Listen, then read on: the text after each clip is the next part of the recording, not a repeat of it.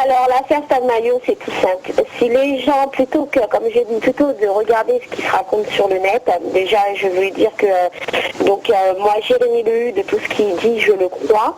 Tout simplement que, on va dire 15 jours avant qu'il fasse sa vidéo, c'était la conviction que j'avais, mais attention, je ne pensais pas du tout que Jérémy, lui, était au courant.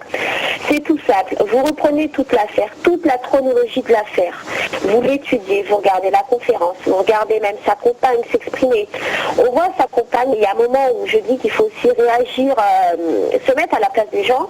Sa compagne qui déclare que peu de temps après la disparition, comment dirais-je, elle est partie en Suisse. Moi, c'est ça qui m'a mis la puce à l'oreille. Moi, si j'ai mon compagnon demain qui se fait soi-disant enlever, retenu dans une prison secrète au fin fond du monde, je ne vais pas partir de l'endroit où il a disparu. Je vais retourner ciel et terre. Ouais. Et je pense que tout le monde est d'accord avec moi. Donc déjà ça m'avait mis la puce à l'oreille.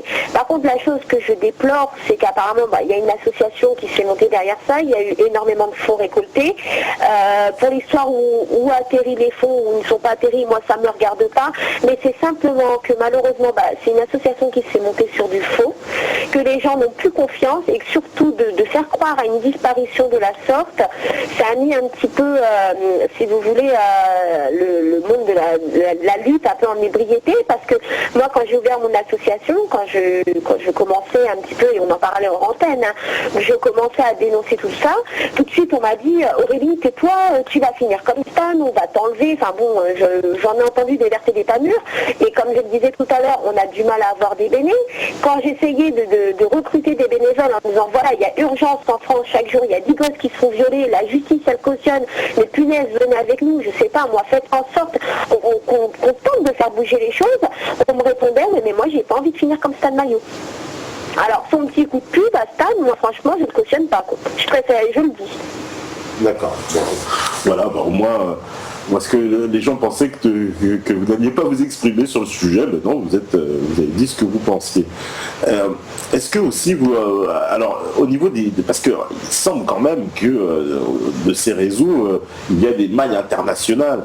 Et est-ce que vous avez pensé aussi, est-ce que vous êtes déjà rentré en contact et quel est un peu l'état aussi des affaires dans les autres pays d'Europe, pour pas aller encore trop loin? Alors, je ne peux, si vous voulez, là c'est pareil, je ne peux pas vous répondre. Pour le moment, je n'agis qu'en France. Par contre, on se rend compte qu'il y a une, comment dirais-je, dans les affaires de réseau, il y a une très grosse connexion entre la France et la Belgique. Moi, c'est ce que j'ai constaté, c'est qu'en fait, il y a certaines affaires belges où que dans beaucoup d'affaires françaises et dans certaines médiatiques, la Belgique est apparue. Et donc, à ce que moi je constate, c'est qu'en fait, voilà, il y a un réseau international qui s'est mis en place sur le trafic d'enfants, et c'est qu'il y a beaucoup de pays qui sont connectés, malgré que la justice ne veut pas le reconnaître, parce que vous regardez dans le reportage Carte Zéro, vous avez même un gendarme qui dit que les réseaux pédocriminels, c'est les fantasmes des assos. Non, c'est pas le fantasme, c'est simplement des choses qu'on constate. Et on voit, en fait, vous voulez, j'ai l'impression qu'il y a énormément de trafic d'enfants, et que ces enfants-là, on arrive à les faire sortir du pays. C'est-à-dire, quand vous parlez tout à l'heure d'enlèvement d'enfants, on arrive à faire sortir ces enfants, et comment on arrive à les faire sortir? C'est tout là. Donc là, j'ai quelques petites pistes que je suis en train de creuser, que je ne peux pas encore m'exprimer clairement là-dessus, parce qu'on m'a mis sur 2-3 petites pistes. Mais apparemment, c'est tout un réseau, comme vous dites déjà, qui est protégé, couvert, et un réseau qui est vraiment international. Et je pense que la France y est pour beaucoup aussi. D'accord. Là justement, il y a un gendarme qui est intervenu aussi et qui dit qu'il est assez dégoûté d'exercer, voilà, qu'il ne peut plus exercer son métier et que demain, s'il lui arrive quelque chose, il ne porterait pas plainte. Voilà. Et il parle vraiment qu'il y a un gros problème. Mais on ne prend même plus nos plaintes. J'ai combien de mères qui m'appellent, qui me disent non mais Aurélie, on ne veut pas prendre ma plainte. Bah, comment ça? Alors que c'est un droit en France, hein. C'est stipulé dans le code pénal. Ouais. Et moi-même, quand j'ai déposé plainte contre mon ex-mari, j'étais obligée de faire tout un cinéma devant la gendarmerie. Parce qu'on m'a dit, madame, écrivez au procureur, on n'a pas que ça qu'à faire à prendre votre plainte. On refuse même maintenant de prendre mes plaintes quand je me fais insulter par la famille de l'agresseur, parce que ça c'est pareil, ils doivent sûrement m'écouter et je leur dis, ils ont quand même 3 plaintes au cul, il y en a une 4e qui va arriver. Bah, on refuse de prendre nos plaintes et je comprends le gendarme, ils sont dégoûtés, il est dégoûté. Et en France, on n'a même plus envie en fait de tenter d'avoir justice parce que de toute manière, on n'est pas entendu. Oui, d'accord. On me demande si vous avez entendu déjà des cas d'enlèvement faits par les Roms récemment. Ah non, du tout. J'ai vu des choses circuler, mais moi, c'est pas remonté directement jusqu'à moi. D'accord. Et on nous demande ce que vous savez de l'accusation de Roger Olindre contre Jacques Lang. Effectivement, une vidéo très célèbre où on voit Roger Olindre qui, enfin, on le voit pas, on l'entend, c'est un enregistrement audio et qui fustige Jacques Lang, quoi, qui parle de cette affaire j'ai oublié le nom dans le sud, ce réseau Coral, voilà, c'est cette affaire Coral. Donc, qu'est-ce que j'en pense? Moi, j'en pense qu'il dit simplement la vérité, mais que, bien entendu, on tente encore de le discréditer. Jacques Lang, il faut quand même savoir que il serait, alors je mets ça au conditionnel, alors c'est ça aussi que je tente à dire comment dirais-je, je tente à dire, c'est que, je perds mes mots. C'est pas que je ne veux pas dénoncer, c'est que je suis obligée de respecter la présomption d'innocence au risque de me prendre encore une plainte pour diffamation. Donc Jacques Lang est quand même impliqué dans énormément d'affaires et c'est un des prochains buts de l'assaut, c'est bien de dénoncer ça et c'est notre prochain combat. D'accord. Voilà, et nous on l'applaudit d'ailleurs, on l'applaudit. Écoutez, on vous souhaite du courage. On demande d'ailleurs si vous avez eu déjà des pressions, parce que c'est vrai qu'on a observé ça dans ces affaires. J'ai eu des pressions et je n'ai jamais reçu de menaces de mort, pas jusqu'à aujourd'hui, mais on va dire, c'est pour ça que je fais très attention à ce que je dis, parce que je suis écoutée, des menaces de plainte. Des menaces de plainte et en fait les plaintes entre guillemets je m'en fous, on peut en déposer contre moi, je m'en fous complètement, mais c'est simplement que je sais très bien que mon association fait un petit peu peur et qu'on tente un petit peu de nous faire taire et surtout on nous discrédibilise. D'accord. On demande si, vous connaissez des associations anglo-saxonnes du type North American Men. Non, du tout, et ça c'est ce que j'arrête pas de dire. Pour le moment, je me concentre vraiment de ce qui se passe en France. Parce que c'est des associations, parce que j'ai pas fini, mais c'est une association qui prône les relations hommes-garçons. Voilà, et qui organise des meetings pour ça, pour promouvoir ça. Qui fait un peu dans la veine d'un film aussi qui est sorti récemment. C'est Gérontophilia, quelque chose comme ça, je crois, qui prône ce genre de relations aussi. D'accord. Vous voyez, vous me l'apprenez et c'est pareil. S'il y a des, s'il y a des auditeurs qui écoutent, qui n'hésitent pas à venir à l'association, ça nous permettrait quand même de pouvoir s'élargir en dehors de la France, parce qu'il y a déjà énormément de boulot en France. Je n'ai vraiment pas le temps de m'étaler sur l'actualité dans les pays étrangers, en fait. Même que ce serait qu'en Angleterre, tout ça. Alors aussi, oui, c'est vrai, on a entendu parler de cette incrimination de la reine d'Angleterre et de David Cameron dans un réseau international de pédophilie. C'est complètement surréaliste aussi. Allô? Oui, je vous entends. Allô? Oui, je vous entends. Oui, c'est complètement surréaliste, mais moi je le dis, et puis voilà, c'est fortement probable. C'est fortement probable. Et là, c'est pareil, par contre, ça met à jour et ça met en évidence quand même, la protection qu'ils ont. Mais que la protection est en train de tomber. D'accord. C'est ça, en fait, il faut vraiment faire du bruit. Vous pensez que c'est important de faire du bruit quand même autour de toutes ces affaires? C'est très important. Comme je vous dis, ça fait 1 an que moi je milite à travers une association.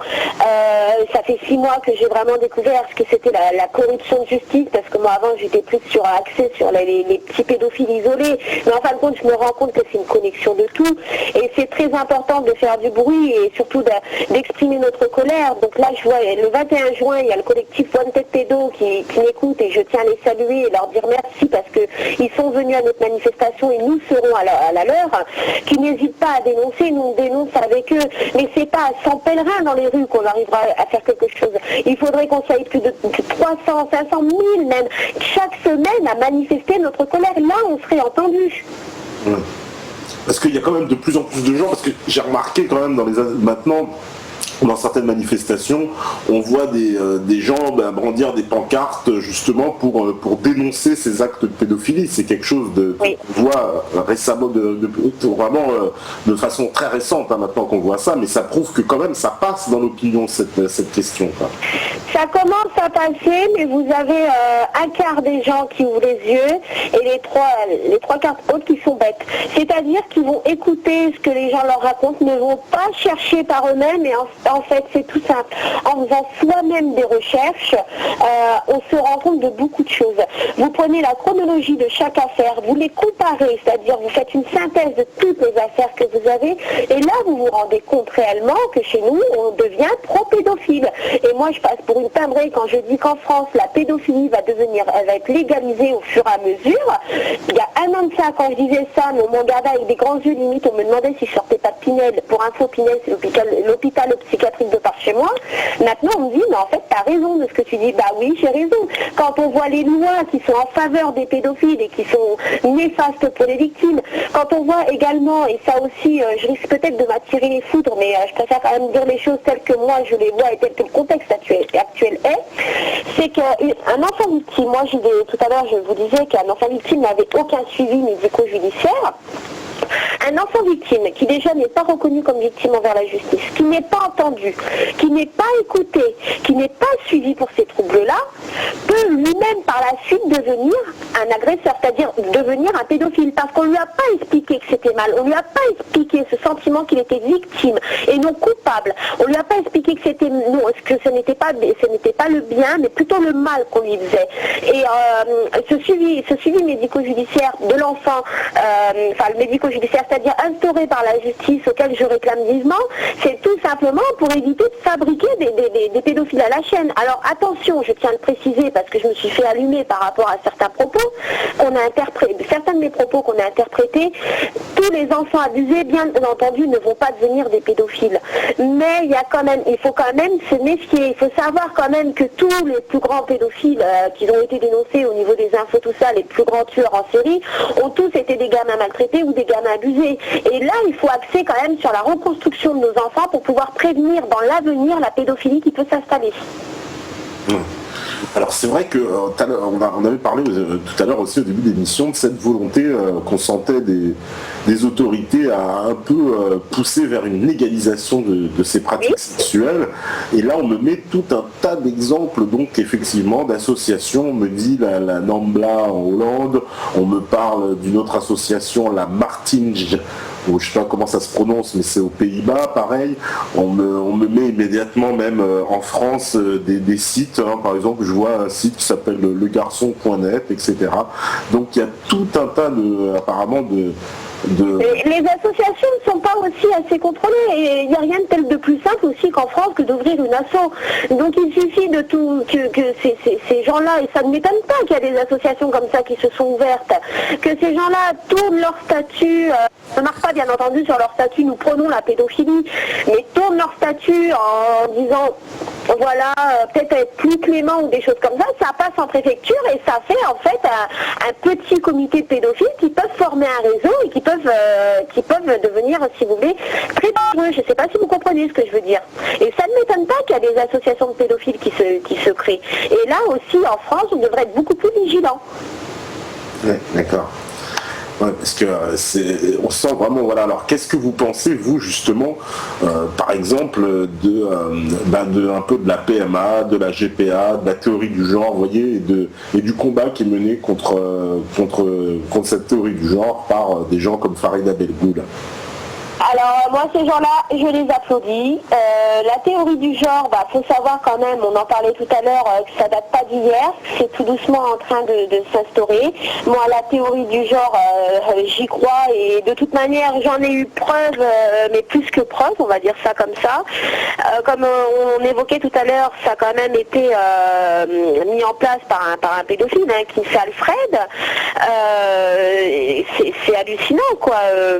Il disait même, si mes souvenirs sont bons dans ce que j'avais lu, il disait même que les enfants étaient orgasmiques dès la naissance, c'est-à-dire qu'en fait les gosses demandaient que ça en gros, quoi, de la manière que moi j'ai interprété ces dires.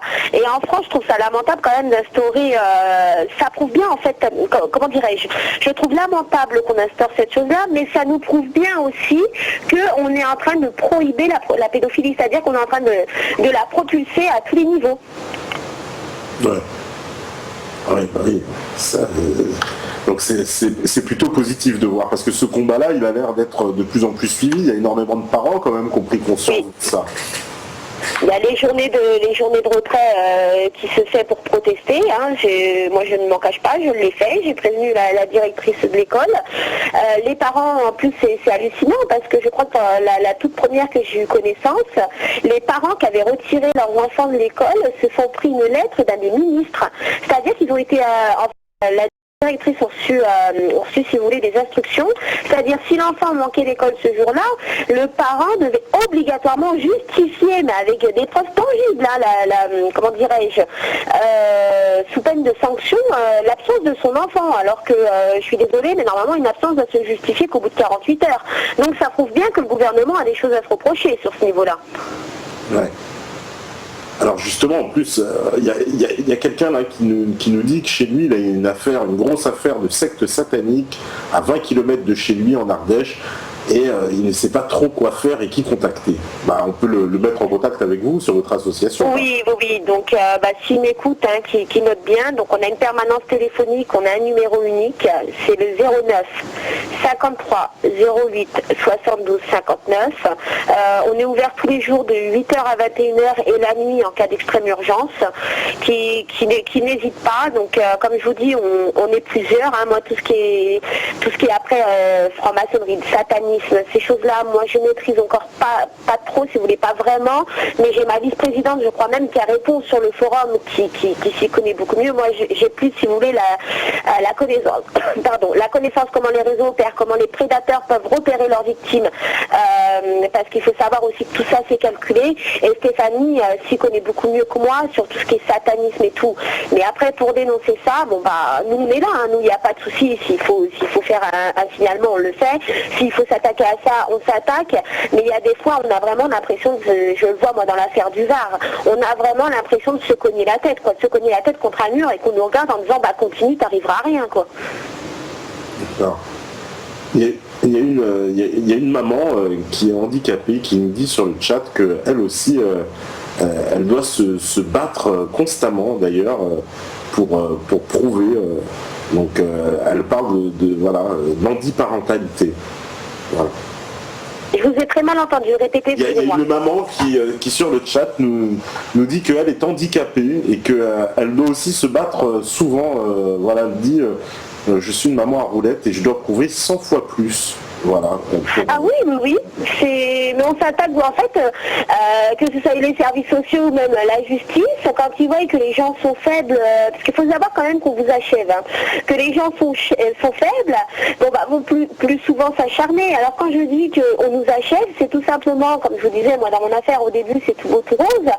Après, quand vous apprenez que vos enfants sont victimes de viol, d'inceste, de maltraitance, hein, de toutes ces choses-là, on réagit comme une mère, on sombre, c'est-à-dire on sombre dans une dépression, et je l'expliquais à la conférence, hein, je crois qu'en plus la conférence est en ligne.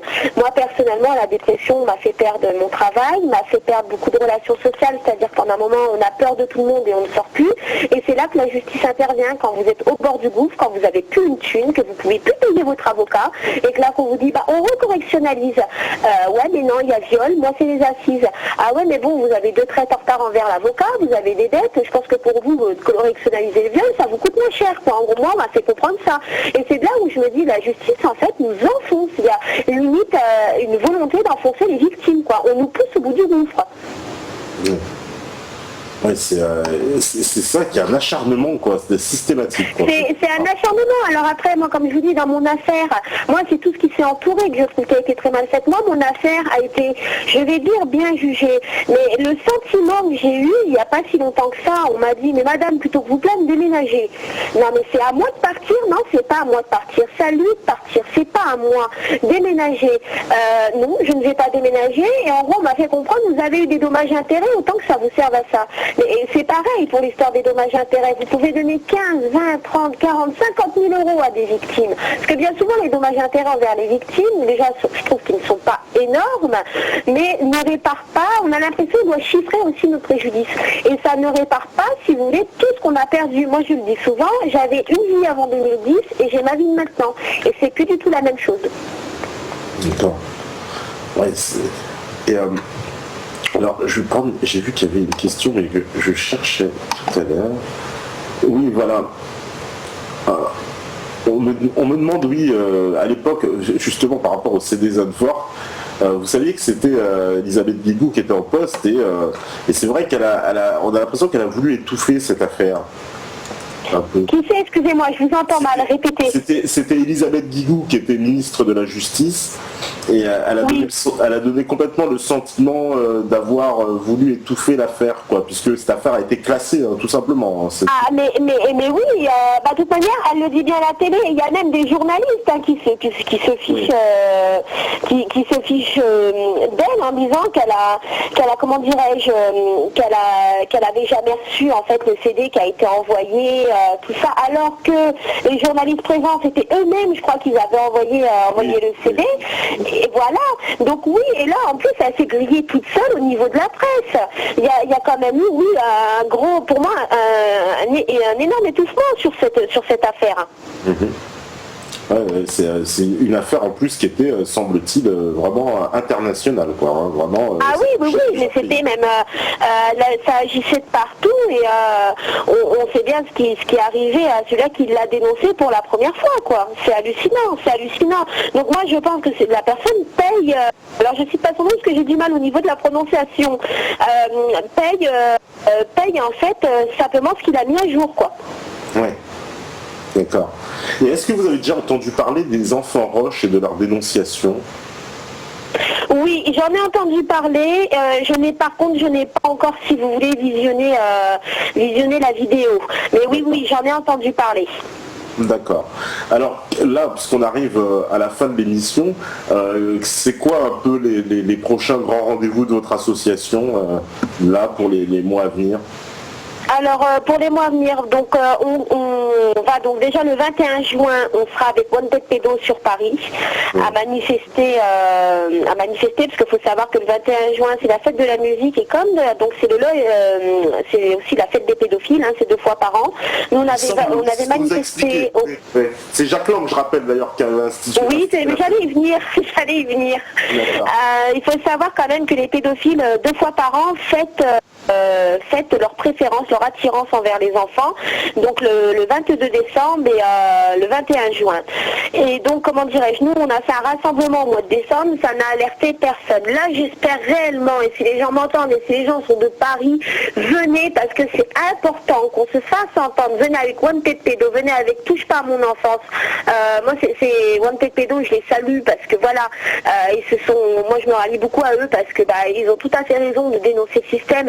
Et nous, en tant qu'association, on est un petit peu limité comparé à eux.